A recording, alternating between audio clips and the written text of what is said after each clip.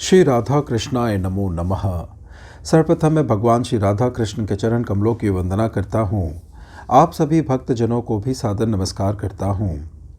श्री कबीर दोहावली के 15 भागों में अब तक हम 375 दोहों के भावार्थ का श्रवण कर चुके हैं। इसे आगे बढ़ाते हुए आज हम अगले 25 दोहों के भावार्थ का श्रवण करेंगे, जो इस प्रकार से है। भक्ति भेष बहु अंतरा, जैसे धरनी आकाश, भक्त लीन गुरु चरण में, भेष जगत की आश। भक्ति और वेश में उतना ही अंतर है जितना अंतर धरती और आकाश में है। भक्त सदैव गुरु की सेवा में मग्न रहता है, उसे अन्य किसी और विचार करने का अवसर ही नहीं मिलता। किंतु जो वेशधारी है, अर्थात भक्ति करने का आडंबर करके सांसारिक सुखों की चाह में घूमता है, वह दूसरों को तो धोखा देता ही स्वयं अपना जीवन भी व्यर्थ गवाता है। भक्ति दुलही गुरन की, नहीं कायर का काम, शीस उतारे हाथ सौ, ताही मिले निज धाम। सद्गुरु की भक्ति करना अत्यंत ही कठिन कार्य है। यह कायरों के वश की बात नहीं है। यह ऐसे पुरुषार्थ का कार्य है कि जब अपने हाथ से अपना सिर काटकर गुरु के चरणों में समर्पित करोगे, तभी मोक्ष को प्राप्त करोगे। भक्ति पदार्थ तब मिले जब गुरु होए सहाय, प्रेम प्रीति की भक्ति जो पूरन भाग मिलाए। कबीरदास जी कहते हैं कि भक्ति रूपी अनमोल तत्व की प्राप्ति तभी होती है जब गुरु सहायक होते हैं। गुरु की कृपा के बिना भक्ति रूपी अमृत रस को प्राप्त कर पाना पूर्णतः असंभव है। भक्ति बीच पलटे नहीं, जो जुग जाए अनंत, ऊंच नीच बर अवतरे, होए संत का संत। भक्ति का बोया बीज कभी व्यर्थ नहीं जाता है, चाहे अनंत युग व्यतीत हो जाए। यह किसी भी कुल अथवा जाति में ही, परंतु इसमें होने वाला भक्त संत ही रहता है। वह छोटा बड़ा या ऊंचा नीचा नहीं होता, अर्थात भक्त की कोई जात नहीं होती। कबीर गुरु की भक्ति का मन में बहुत उल्लास, मन मानसा माँ जय नहीं, हौन चाहत है दास। गुरु की भक्ति करने का मन में बहुत उत्साह है, किंतु हृदय को तूने शुद्ध नहीं किया। मन में मोह, लोभ, विषय, वासना रूपी गंदगी भरी पड़ी है, उसे साफ और स्वच्छ करने का प्रयास ही नहीं किया और भक्त रूपी दास होना चाहता है। अर्थात सर्वप्रथम मन में छुपी बुराइयों को निकालकर मन को पूर्ण रूप से शुद्ध करो, तभी भक्ति कर पाना संभव है। तिमिर गया रवि देखते, कुमति गई गुरु ज्ञान, सुमति गई अति लोभते, भक्ति गई अभिमान। जिस प्रकार सूर्य के उदय होते ही अंधकार नष्ट हो जाता है, उसी प्रकार सद्गुरु के ज्ञान रूपी उपदेश से कुबुद्धि नष्ट हो जाती है। अधिक लोभ करने से बुद्धि नष्ट हो जाती है और अभिमान करने से भक्ति का नाश हो जाता है। अतः लोभ आदि से बचकर रहना ही श्रेष्ठकर उचित है। भाव बिना नहीं भक्ति जग, भक्ति बिना नहीं भाव, भक्ति भाव एक रूप है, दो एक स्वभाव। भक्ति और भाव का निरूपण करते हुए संत शिरोमणि कबीर साहब जी कहते हैं कि संसार में भाव के बिना भक्ति नहीं और निष्काम भक्ति के बिना प्रेम नहीं होता है। भक्ति और भाव एक दूसरे के पूरक हैं, अर्थात इनके बीच कोई भेद नहीं है।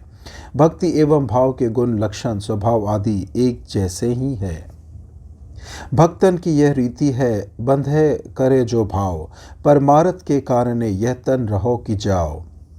भक्तों की यह रीति है कि वे अपने मन एवं इंद्रियों को पूर्णतः अपने वश में करके सच्चे मन से गुरु की सेवा करते हैं। लोगों के उपकार हेतु ऐसे सज्जन प्राणी अपने शरीर की परवाह नहीं करते। शरीर रहे अथवा मिट जाए, परंतु अपने सज्जनता रूपी कर्तव्य से विमुख नहीं होते।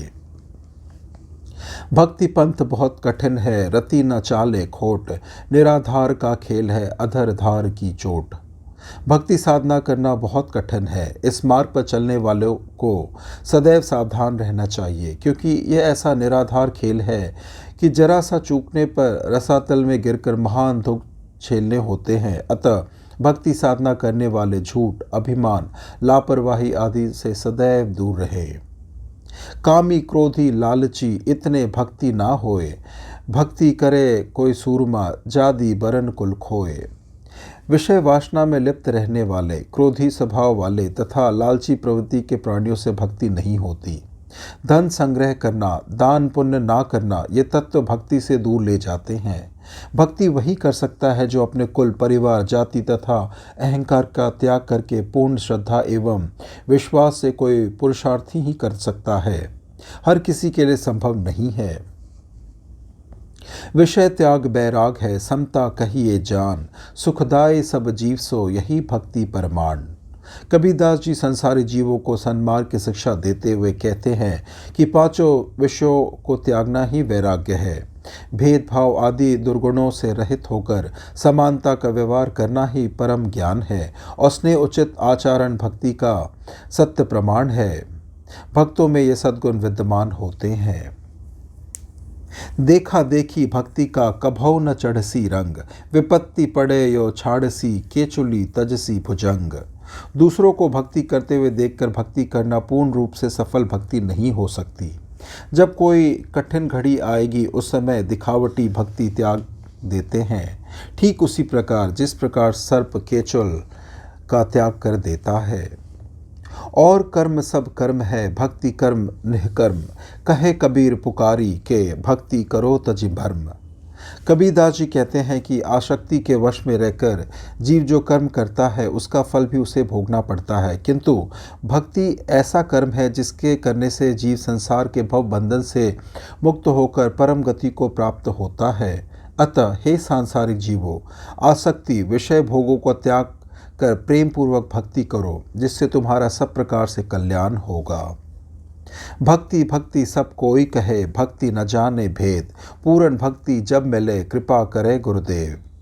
भक्ति भक्ति तो हर कोई प्राणी कहता है, किंतु भक्ति का ज्ञान उसे नहीं होता, भक्ति का भेद नहीं जानता। पूर्ण भक्ति तभी प्राप्त हो सकती है जब गुरुदेव की कृपा प्राप्त हो। अतः भक्ति मार्ग पर चलने से पहले गुरु की शरण में जाना अति आवश्यक है।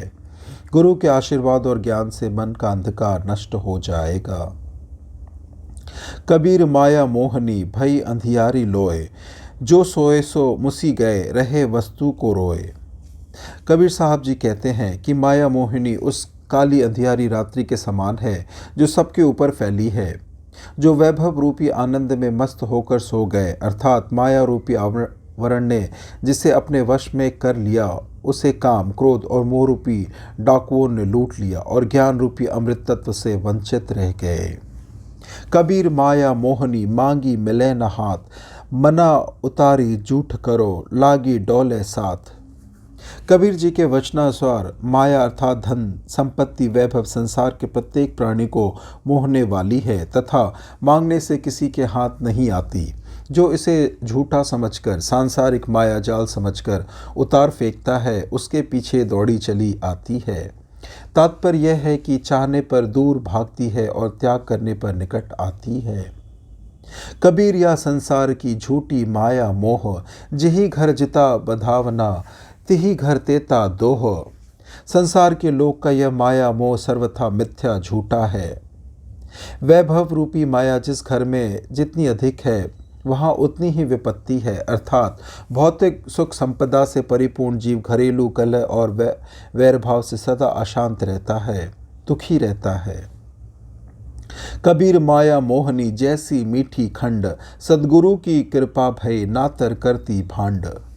माया के स्वरूप का वर्णन करते हुए संत कबीरदास जी कहते हैं कि माया बहुत ही लुभावनी है। जिस प्रकार मीठी खांड अपनी मिठास से हर किसी का मन मोह लेती है, उसी प्रकार माया रूपी मोहिनी अपनी ओर सबको आकर्षित कर लेती है। वो तो सद्गुरु की कृपा थी कि हम बच गए, अन्यथा माया के वश में होकर अपना धर्म कर्म भूलकर भांड की तरह रह जाते। माया छाया एक सी बिरला जाने कोय, भक्ता के पीछे फरे सन्मुख भाजे सोए। धन संपत्ति रूपी माया और वृक्ष की छाया को एक समान जानो। इनके रहस्य को विरला ज्ञानी ही जानता है। ये दोनों किसी की पकड़ में नहीं आते। ये दोनों चीज़ें भक्तों के पीछे और कंजूसों के आगे आगे भागती है, अर्थात वे अतृप्त ही रहते हैं। माया दो प्रकार की, जो कोय जाने खाए, एक मिलावे राम को एक नरक ले जाए। संत शिरोमणि कबीर जी कहते हैं कि माया के दो स्वरूप हैं। यदि कोई इसका सदुपयोग देव संपदा के रूप में करे तो जीवन कल्याणकारी बनता है, किंतु माया के दूसरे स्वरूप अर्थात आसुरी प्रवृत्ति का अवलंबन करने पर जीवन का अहित होता है और प्राणी नरकगामी होता है। मोटी माया सब तजय झीनी तजी न जाए, पीर पैगंबर औलिया झीनी सबको खाए। धन संपत्ति, पुत्र, स्त्री, घर, सगे संबंधी आदि मोटी माया का बहुत से लोग त्याग कर देते हैं, किंतु माया के सूक्ष्म रूप यश, सम्मान आदि का त्याग नहीं कर पाते हैं, और यह छोटी माया ही जीव के दुखों का कारण बनती है। पीर पैगंबर औलिया आदि की मनौती ही सबको खा जाती है। झीनी माया जिन तजी मोटी गई बिलाए, ऐसे जन के निकट से सब दुख गए हिराए। कबीर जी कहते हैं कि जिसने सूक्ष्म माया का त्याग कर दिया, जिसके मन की आसक्ति रूपी सूक्ष्म माया से नाता तोड़ लिया, उसकी मोटी माया स्वतः ही नष्ट हो जाती है और वह ज्ञान रूपी अमृत पाकर सुखी हो जाता है। उसके समस्त दुख दूर चले जाते हैं। अतः सूक्ष्म माया को दूर भगाने का प्रयत्न करना चाहिए। माया काल की खानी है, धरे त्रिगुण विपरीत, जहाँ जाए तह सुख नहीं, या माया की रीत। माया विपत्ति रूपी काल की खान है, जो त्रिगुणमयी विकराल रूप धारण करती है। यह जहाँ भी जाती है वहाँ सुख चैन का नाश हो जाता है और अशांति फैलती है।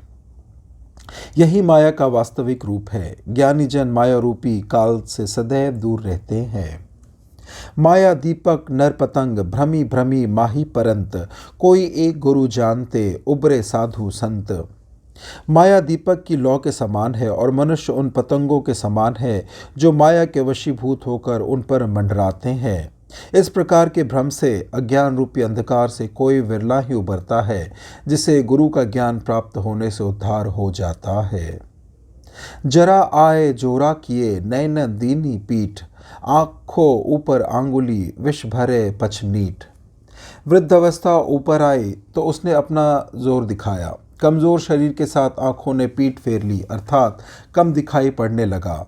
यहाँ तक कि आँखों के ऊपर अंगुलियों की छाया करने पर बहुत थोड़ा सा दिखाई पड़ता है। काल हमारे संग है, कस जीवन की आस, 10 दिन नाम संभार ले, जब लग पिंजर सांस। कबीरदास जी कहते हैं कि जब काल हमारे साथ लगा हुआ है तो फिर जीने की आशा कैसी। यह जीवन मिथ्या है। जब तक शरीर में प्राण है तभी तक तुम्हारे पास अवसर है। अतः इस अल्प जीवन में सत्कर्म करके अपना परलोक सुधार लो। इस प्रकार से कबीर दोहावली के आज के दोहों के भावार्थ की संपन्नता होती है। श्रवण करने के लिए और अपना बहुमूल्य समय देने के लिए आपको धन्यवाद। श्री राधा कृष्णाय नमो नमः।